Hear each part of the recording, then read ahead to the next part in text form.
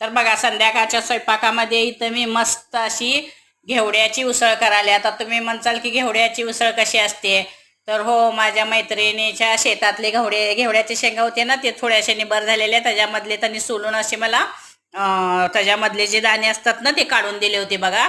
आणि त्याची उसळ करायची. थोडंसं कांदा, लसूण, लाल तिखट, काळं तिखट असं फोडणीला टाकायचं बघा, जिरे, हिंग. आणि जी घेवड्याची मधली जी बी असतात ना ते असे त्यामध्ये फोडणीला द्यायचे आणि वरनं थोडंसं गरम पाणी वतायचं, म्हणजे छान मऊ असे झापून शिजवून घ्यायचं मीठ, आणि नंतर शेंगदाण्याचा कूट टाकायचा बघा. आता मी ह्याच्यावर थोडंसं गरम पाणी टाकून आणि चवीनुसार मीठ टाकून छान असं झापून ठेवणार आहे. म्हणजे बी असं छान शिजून मस्त होतात बघा, आणि एकदम असं पुरणावाने जसे आपले शेंगा लागतात ना, वल्या शेंगा, तशी याची भाजी होते बघा. मग आमटी, शेंगदाण्याची चटणी, भाकरी, भात, आणि खास म्हणजे घेवड्याची उसळ.